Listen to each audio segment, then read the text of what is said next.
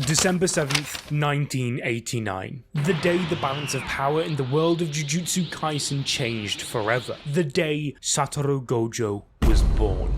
Descending from Michizane Sugawara, the Gojo family is one of Jujutsu Society's renowned Big Three clans, with Satoru's status as the strongest sorcerer solidifying his position as clan head. This was thanks to the fact that Gojo, for the first time in 400 years, was a user of the Six Eyes and Limitless. Thus, straight off the bat, he was destined to reach unbelievable heights. In fact, his birth caught the attention of many, causing a bounty of 100,000 to be placed upon him. It didn't take long, however, for them to realise though that this kid they were messing with was beyond their wildest imaginations. His existence attracted the attention of a man who, unbeknownst to Gojo, would one day change his life not once, but twice. Toji Zenin wanted to see what all the hype was about, and with him having no cursed energy, Toji could easily move around unnoticed, or so he thought. Gojo was the only person to have noticed him without seeing him, and as you'll see later in the video, Toji remembered this information for when the two would one day meet again. Now, whilst Gojo may use his incredible power for the greater good of protecting future generations of Jujutsu sorcerers such as Yuta and Yuji from the evil grasp of Jujutsu Society, now this wasn't always the case. During his teenage years, Gojo was careless, from forgetting to put curtains upon missions to not caring if normal non-sorcerers saw him in battle. In fact, at that early age, protecting the weak was a chore to him. He didn't see the point in any of that righteous stuff. It was his best friend Geto who had to explain to him that it's a sorcerer's responsibility to use their great power to protect those weaker than them whilst also keeping the strong in check. This clash in ideology had the two at each other's necks, ready to scrap it out over who was right. Little did they know, however, that these coming togethers would eventually result in one of modern Jujutsu Society's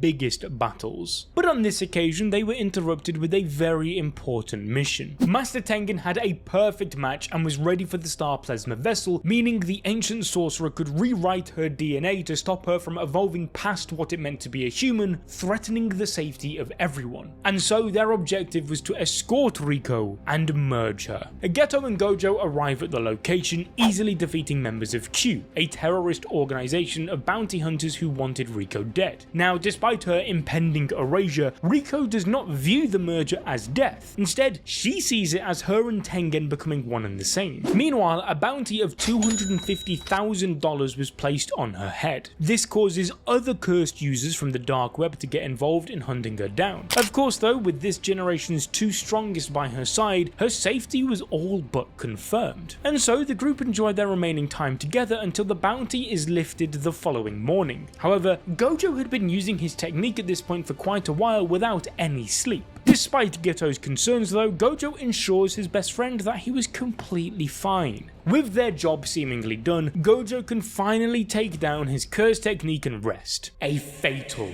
mistake. With a surprise ambush, Toji Zenin, who now went by Fushiguro, Megumi's father, stabbed Gojo from behind. The others take Riko away whilst Gojo battles Toji. However, he struggled to read his movements as Toji had no cursed energy, which is when he stabs Gojo once more, this time directly through the neck with the special grade cursed tool, Inverted Spear of Heaven, forcefully halting Gojo's cursed technique. Thus, Gojo was dead. Prior to this, both he and Geto had decided that should Riko decide to not continue with the Star Plasma merge, they would call off the whole mission, even if it meant fighting Master Tengen. And so when Riko confessed she wished to continue living her life with everyone, she too was killed. Toji Fushiguro had made his way down to the main hall to battle Geto, where he wound up victorious. In the blink of an eye, their mission success resounded in a massive failure, with Geto only surviving due to Toji not wanting the trouble of finding out what would happen with his cursed spirits should he die. And so Toji took the Star Plasma corpse to the Time Vessel Association representative who hired him. Upon his leave though, he was met with a very unexpected sight. Satoru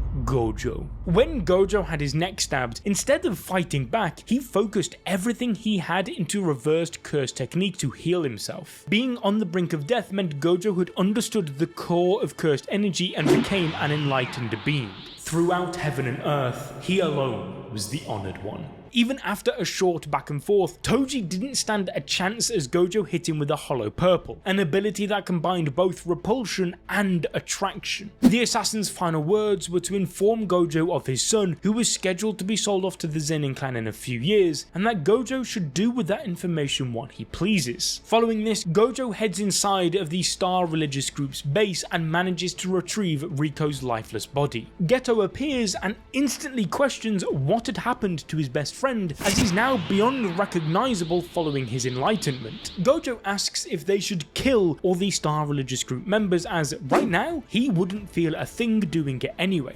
Geto, however, tells him that it's pointless as most involved in Jujutsu society had long gone, to which Gojo simply replies, "Pointless?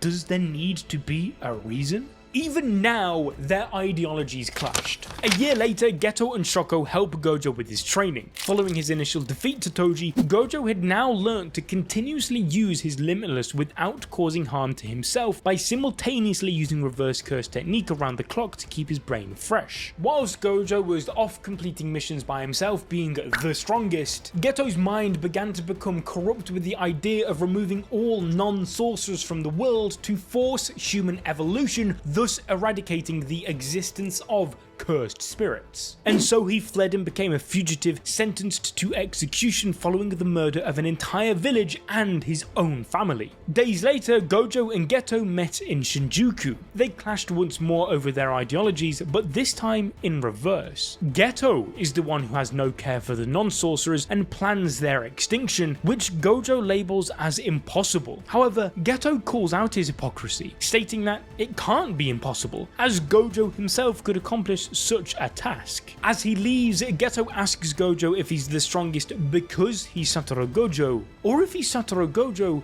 because he's the strongest. Despite all the power he had, however, he could not bring himself to kill the man he believed to be his best friend. This was a huge moment in Gojo's life as he finally self-reflected on what his power truly meant. Despite being so strong, he realized he could only save those who wanted to be saved. With this, Gojo's mentality shifted from one of carelessness and selfishness to one of compassion with the aim of building a better future. And what better way to begin than with the son of his former killer, Megumi Fushiguro. The two meet and Gojo tells him about how his father was from the reputable Zenin clan and that Megumi was at the ripe time to sell now that he was at the age to develop his own curse technique. In spite of being his father's murderer, however, Megumi goes along with Gojo instead of joining the Zenin clan out of the safety of his sister Tsumuki. His time spent nurturing Megumi would later come into good use, as sometime after Gojo began his career as a teacher at Jujutsu High so that he could oversee the development of the next generation. He wanted to stop them from going down a dark and twisted path so that he could one day reset the entirety of Jujutsu society for the better. After all, despite all the incredible power that he possessed, what he wanted to achieve could not be done through brute force, but rather love and care. And this all began with the special grade sorcerer, Yuta Okkotsu. The young boy was set for execution due to the Queen of Curses, Rika. However, Gojo managed to convince the higher-ups to push it off and let Yuta join the school where Gojo would teach him alongside his classmates Maki, Panda and Inumaki. After succeeding in his first mission from Gojo, Yuta is gifted a katana by his sensei to help stabilize his crazy amount of cursed energy. This is because despite his success on the mission, Rika was let loose, which was a great risk, as had her rampage continued, it would have put many lives at stake. This mishap lands Gojo in a lot of trouble with the Jujutsu higher-ups, who remind him that Yuta's execution is only postponed and that should this continue, he will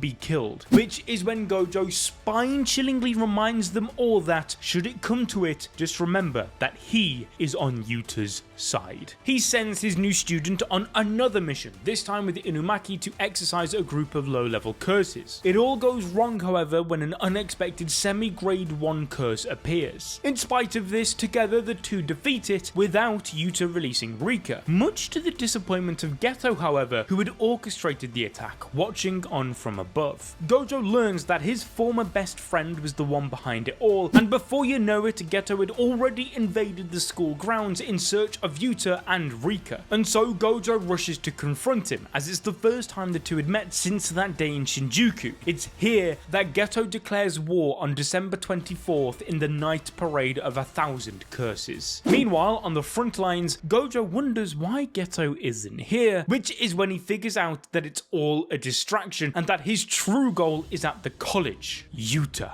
Gojo uses his power to send Inumaki and Panda back to the college whilst he easily takes on Miguel. After succeeding in his battle, Gojo returns to the college where he finds Geto on his deathbed after losing to Yuta and Rika, which is where Gojo says his final words to his dying best friend. Following this, Gojo informs Yuta that he is in fact a distant relative of his as he descends from Michizane Sugawara. Unfortunately for Gojo, however, this would not be the last time he'd have to save a student from the hands of Jujutsu Society. And so before Gojo even knew it, his entire life was about to change forever. One day, Megumi is sent out to try and find the special grade cursed object of Sukuna's finger. In doing so, he finds himself at the school of Yuji Itadori. His friends had snuck into the school to unravel the mystery of Sukuna's finger. Quite literally. In doing so, they are attacked, causing Yuji Itadori to consume one of Sukuna's fingers, where the 1 in a million worst case scenario occurs, causing the King of Curses to incarnate. Itadori manages to suppress him enough, however, to give Gojo 10 seconds of fun as he beats down Sukuna to impress his students. With Yuji finding himself in a very similar position to Yuta just a few years earlier, Gojo makes sure that he delays his execution as he knows that he can be an integral part of his future Jujutsu Society, knowing that he can handle being Sukuna's vessel. Soon after, when Yuji wakes up at the school, Gojo introduces himself properly, explaining that if Yuji is going to be killed anyway, it may as well be after he's consumed all of Sukuna's fingers at least, knowing he's a 1 in a million vessel who may not appear again in their lifetime. Thus, Gojo gives him a chance to die now or live and die later, to which Yuji, remembering his grandfather's words to help people, decides to join Tokyo Jujutsu High under the tutelage of Satoru Gojo alongside his classmates Megumi and Nobara. On his way to meet Principal Yaga, Sukuna pops up and states that once he makes Yuji's body his, Gojo would be the first person he kills. This flatters Gojo, knowing that he's that high on the list of the King of Curses. However, Gojo is of course confident in himself, saying, "Nah, I'd win." Following this, Megumi, Nobara and Yuji's time spent as a team went pretty well, with them completing their missions given by Gojo with relative ease. This all changed, however, the day that Gojo had to leave to complete his own mission. The three found themselves against a special grade cursed spirit, where Sukuna had taken control of his vessel's body once again, this time killing Yuji Itadori in the process. Now, you may be thinking, well, why would they send newbies on such a dangerous mission against a special grade knowing that Gojo wasn't there? Surely that would have been certain death. Well, exactly. The higher-ups used this as an opportunity to frame Itadori's execution as a natural death. Gojo knew better than this though, and thus declared his desire to kill all the higher-ups. However, he knew this wasn't the way to accomplish things, as taking leadership through assassination was never going to result in the perfect society he envisioned, as somebody else would just take their place. Gojo's society was one that Yuji was supposed to be a part of. Luckily for Gojo though, Yuji had a second chance. He returned from the dead after engaging in a binding vow with Sukuna himself. In return, Sukuna could take full possession of Yuji's body at any moment for 1 minute when he said "in chain," as long as he didn't hurt anybody else. This seemed like the perfect deal at the time. However, as you'll soon see, this one decision by Yuji put the entire Jujutsu world and Gojo himself in grave danger. For now though, Gojo was just happy to see that his student was alive again and ordered his revival to be kept secret until he could train Yuji into a more powerful sorcerer. Sometime after this, whilst being driven to a meeting, a special grade cursed spirit Jogo attacks. Jogo was part of a group led by the ancient sorcerer Kenjaku, who had stolen the body of Suguru Geto. Their plan was to remove Gojo from the world by sealing him within the Prism realm. This was a special grade cursed object containing a barrier capable of sealing absolutely anything or anyone inside of an inescapable pocket dimension where time moved differently. Jogo, on the other hand, believed that he could defeat Gojo without such a thing, but was in for a rude awakening when he learned that none of his attacks could actually hit Gojo due to his infinity, a cursed technique that infinitely slows down anything that tries to touch him. As you can imagine, this battle was a piece of piss for Gojo, and so midway through, just to flex, he fetched Yuji so that he could watch and learn. Jogo used his domain expansion, but it's proved to be pointless as Gojo just casts his own infinite void. This floods the brain of the opponent with an infinite amount of information, sensation, and